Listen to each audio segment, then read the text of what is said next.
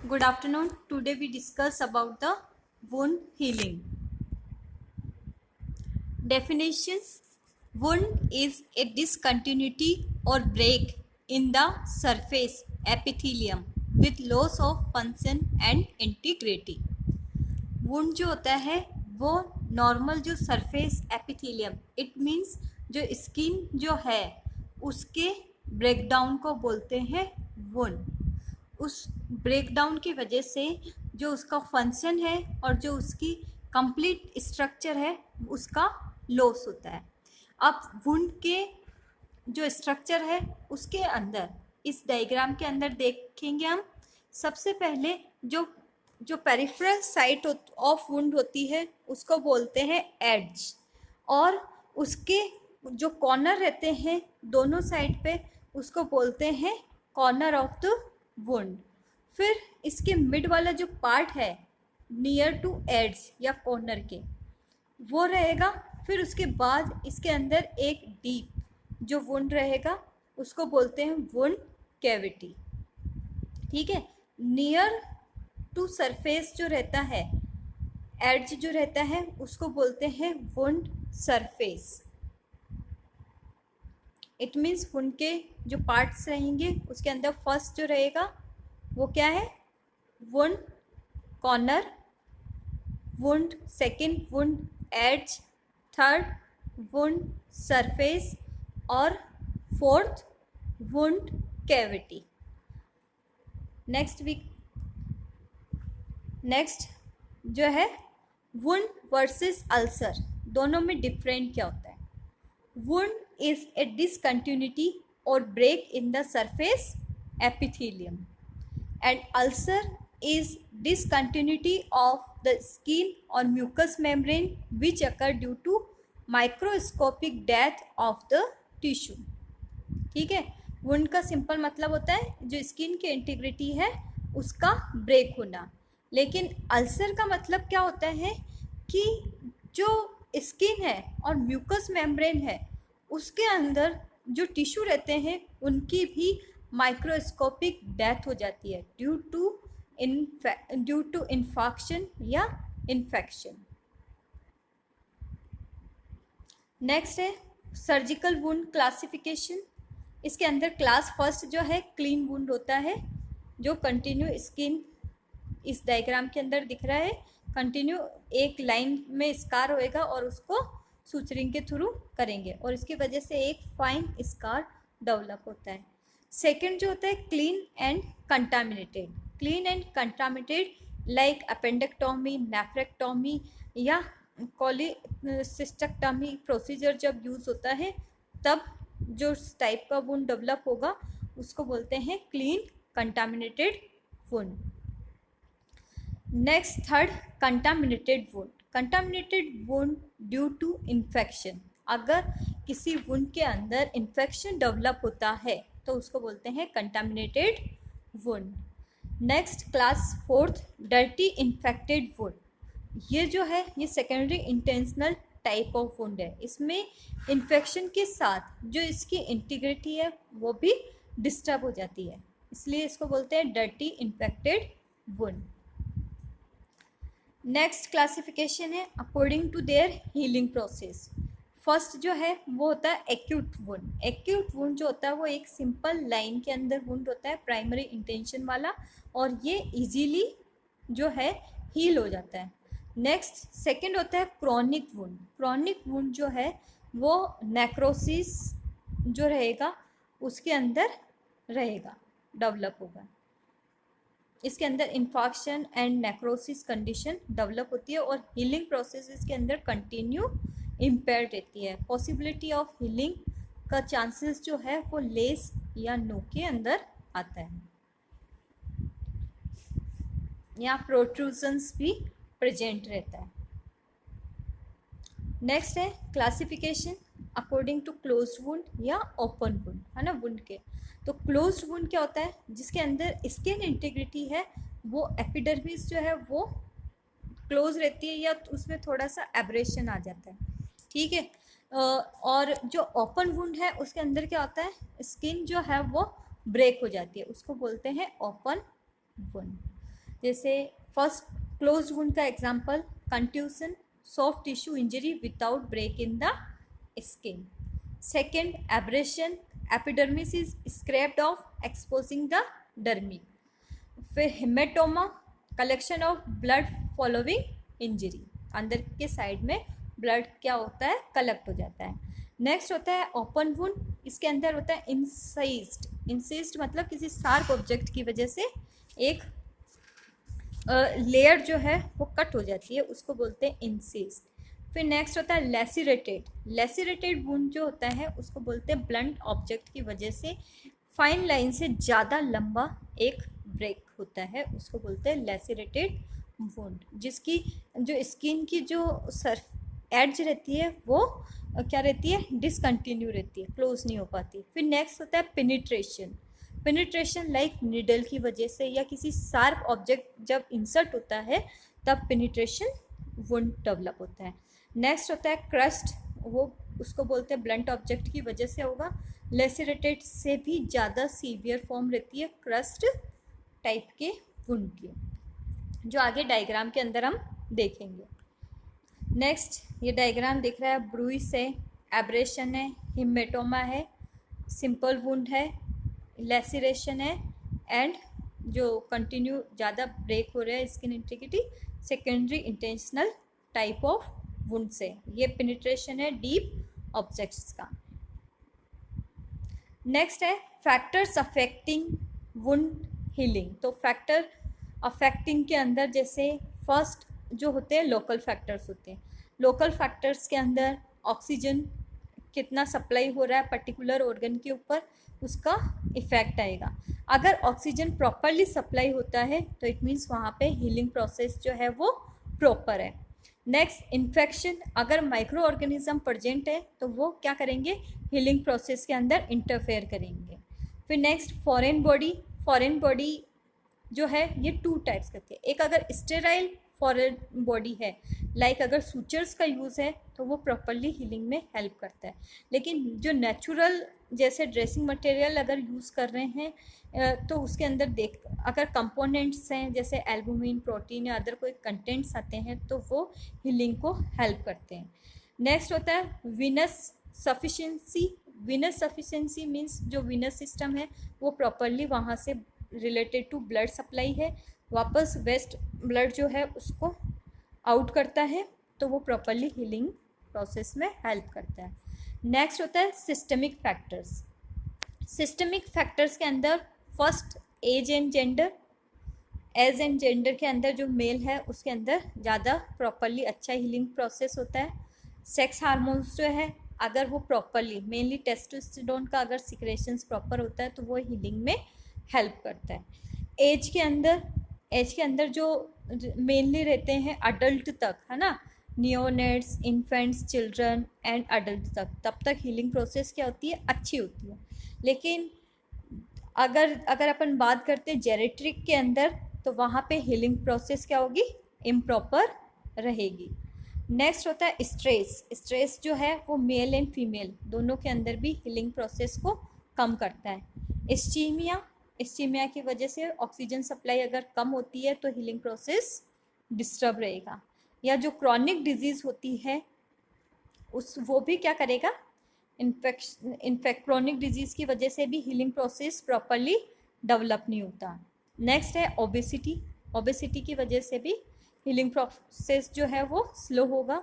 Medications जो है उसके अकॉर्डिंग अगर कुछ मेडिकेशंस तो क्या करती है, हीलिंग प्रोसेस को प्रॉपरली हेल्प करती है. और कुछ की वजह से अगर कोई इम्यूनोसप्रेसेंट्स अगर हम यूज़ कर रहे हैं, एंटी इन्फ्लामेटरी ड्रग्स यूज़ कर रहे हैं या कीमोथेरेपी यूज़ कर रहे हैं तो वो हीलिंग प्रोसेस को कम करती है. नेक्स्ट होता है अल्कोहलिज्म एंड स्मोकिंग. ये भी हीलिंग प्रोसेस को कम करेगा. या पर्सन जो है वो immuno compromised condition like cancer, radiation therapy या एड्स है तो वो भी हीलिंग प्रोसेस को कम करता है. फिर नेक्स्ट है न्यूट्रिशन. न्यूट्रिशन के अंदर अगर प्रोटीन, कार्बोहाइड्रेट्स, है ना, या मल्टीविटामिन्स रिच डाइट रहते हैं तो वो हीलिंग प्रोसेस को एक्टिवेट करती है. और अगर न्यूट्रिशन प्रॉपरली नहीं मिलता तो क्या करेंगे, प्रॉपरली वो डिमांड अगर पूरी नहीं होगी तो मटेरियल या सेल डिवीजन जो है वो प्रॉपर नहीं होगा, तो हीलिंग प्रोसेस ये क्या करेगी, कम करेगी। Next we come on direct wound healing. तो वुंड हीलिंग की डेफिनेशन जो है, healing is defined as process of replacement of dead tissue by living tissue. It means healing जो होता है वो एक प्रोसेस होता है जिसके थ्रू जो डेड टिश्यू है उसको रिप्लेस किया जाता है लिविंग टिश्यू के थ्रू। ठीक है, अब जो वुंड हीलिंग है उसके अंदर 2 प्रोसेस वर्क करते हैं, एक होता है रीजनरेशन और एक होता है रिपेयर। तो रीजनरेशन जो होता है, it is defined as a process in which lost damaged tissue is completely replaced by tissue of similar type. ठीक है, रीजनरेशन में क्या होता है कि जो डैमेज टिश्यू है उसको कंप्लीटली रिप्लेस किया जाता है सेम टाइप के टिश्यू को। जैसे अगर हेमेटोपोइटिक सेल्स हैं या epithelium of skin and gastrointestinal tract की है, उसके अंदर रीजनरेशन प्रोसेस होता है। नेक्स्ट सेकंड होता है repair. Repair is a process in which lost damage tissue is replaced by fibrous tissue और स्कार। इसके अंदर क्या होता है, जो टिश्यू डेड हुए हैं उसको रिप्लेस किसके थ्रू किया जाता है, फाइब्रस टिश्यू के थ्रू या स्कार टिश्यू के थ्रू। इसके अंदर जो है जैसे कि coagulative necrosis of heart muscles एक एग्जाम्पल्स है। नेक्स्ट अपन आते हैं मैकेनिज्म ऑफ वुंड हीलिंग। तो मैकेनिज्म ऑफ वुंड हीलिंग जो है इसके अंदर 4 फेज ऑफ वुंड हीलिंग होती है। फर्स्ट फेज को बोलते हैं हीमोस्टेसिस। हीमोस्टेसिस का वर्ड का मतलब जानते हैं कि जो क्या करते हैं, ब्लड को रोकता है, कंट्रोल करता है उसके लॉस होने को। सेकंड जो है फेज उसको बोलते हैं inflammation phase. Inflammation phase means कि जो सेल है वो क्या करती है, it is a local response, है ना। अपन ने प्रीवियस क्लास में पढ़ा था इन्फ्लामेशन क्या है, एक लोकल रेस्पॉन्स होता है जो अगेंस्ट स्टिमुलाई को वहाँ पे या वेस्ट प्रोडक्ट है उसको एक पर्टिकुलर एरिया से बाहर आउट करने के लिए इन्फ्लामेशन होता है। फिर नेक्स्ट जो फेज होती है फेज थर्ड, उसको बोलते हैं प्रोलिफ्रेशन और ग्रेनुलेशन। प्रोलिफ्रेशन फेज के अंदर क्या होता है कि जो सराउंडिंग जो सेल है लाइक ग्रेनुलोमेटस सेल, जिसके अंदर अपन बात करते हैं फाइब्रस सेल है, फाइब्रोब्लास्ट जो है, या जो वहाँ पे वस्कुलर सप्लाई करने वाली सेल होती है एंडोथेलियल सेल, वो कंटिन्यू डिवीजन के अंदर जाती है और एक जो वुंड कैविटी बनी है उसको कंटिन्यू डिवीजन करके फिल करने का काम करती है। फिर नेक्स्ट जो फेज है उसको बोलते हैं रीमॉडलिंग फेज। रीमॉडलिंग फेज के अंदर कि मतलब जो प्रॉपरली उसको एक कंटिन्यू स्ट्रक्चर में डेवलप करना और एक फाइन स्कार डेवलप करना, वो होता है रीमॉडलिंग और मैचुरेशन। तो फेज फर्स्ट जो होती है वो मेनली डे 1 to 3 होती है। इसके अंदर क्या होता है, स्टॉप ब्लीडिंग होती है। फेज सेकंड जो है वो डे 3 to 20 डे तक स्टार्ट होती है। इसके अंदर क्या होगा, new framework for blood vessels growth. फिर इसके बाद फेज थर्ड के अंदर पुल द वुंड क्लोज, जो कैविटी है वो क्या हो गई, क्लोज हो गई है। ये मेनली वीक 1 to 6 डे पे होती है। फिर नेक्स्ट जो फेज होती है 4, फाइनल प्रॉपर टिश्यू रहेंगे इसके अंदर और ये वीक 6 to 2 ईयर्स के अंदर डेवलप होगी। नेक्स्ट इस डायग्राम के अंदर देखते हैं तो इसके अंदर 2 टाइप्स की वुंड हीलिंग प्रोसेस दे रखा है। फर्स्ट जो ऊपर है वो है healing by primary intention. Second जो है वो बता रहा है healing by secondary intention. First we come on primary intention. Primary intention के अंदर अपन देखते हैं कि जो वुंड की कैविटी है वो क्या है, फाइन है, थिन है, ठीक है, और वुंड एंड्स जो क्या है, जॉइंड बाय फिब्रिन प्लग। सबसे पहले क्या होता है, हीमोस्टेसिस होता है। हीमोस्टेसिस के अंदर क्या होता है, क्लोटिंग फैक्टर्स जो होते हैं वो एक्टिवेटेड होके जहाँ ब्लड निकल रहा है वहाँ पे क्या करते हैं, ब्लीडिंग को स्टॉप करते हैं। सेकेंड जो है, regrowth of basal layer of epidermis. ये हमें दिख रहा है कि जो ऊपर वाली एपिडर्मिस वाली जो लेयर है वो कंटिन्यू क्या करती है, प्रोलिफरेशन की चेंजेस की तरफ डेवलप हो जाती है और कंटिन्यू क्या कर रही है, ग्रो कर रही है।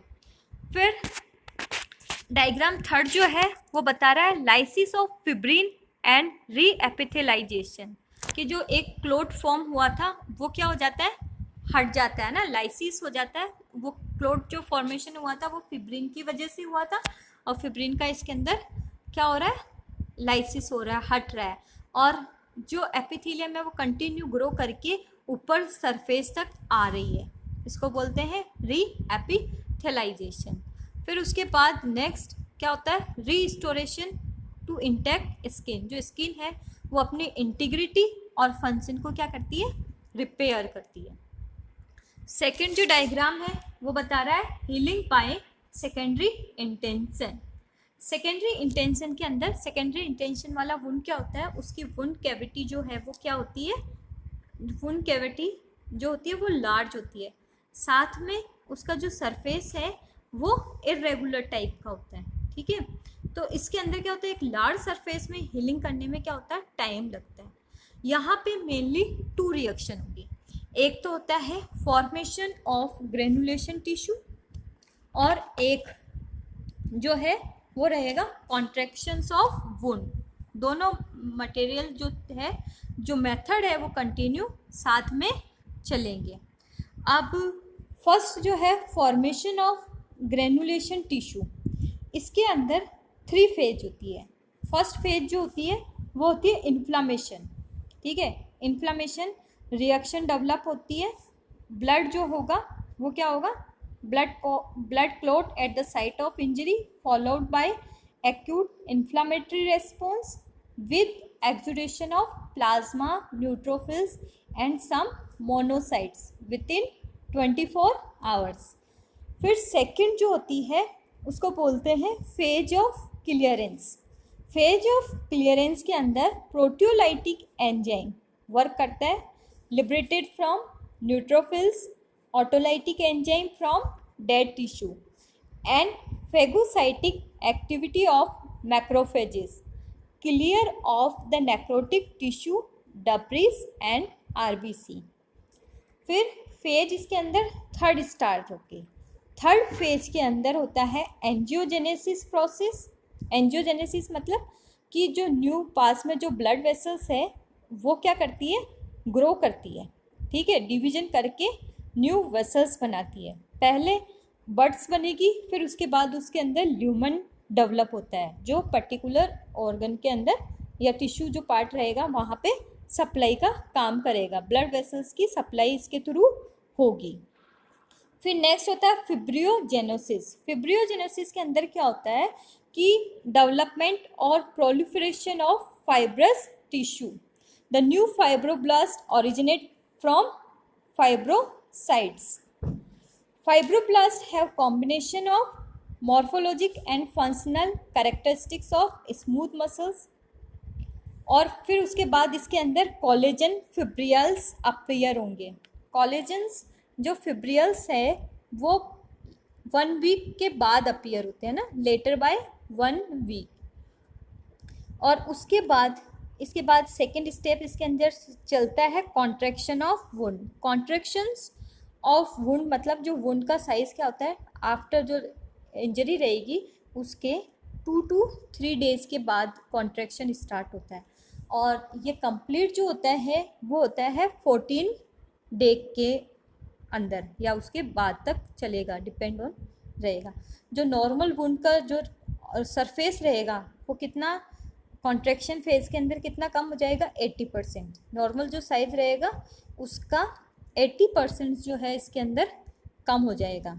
अब इसके लिए क्या मैकेनिकल फैक्टर्स होते हैं। फर्स्ट डिहाइड्रेशन, फ्लूइड जो है वुंड का वो बाहर रिमूव हो जाता है। फिर क्योंकि एंडोथीलियल इंजरी होगी और वो फ्लूइड जो है वो बाहर की तरफ आ जाएगा, ओपन एरिया की तरफ। फिर नेक्स्ट कॉन्ट्रैक्शन ऑफ कोलेजन्स होते हैं या कॉन्ट्रैक्शन ऑफ मायोफाइब्रोब्लास्ट होते हैं, उसकी वजह से वुंड का जो सरफेस है वो कम हो जाता है।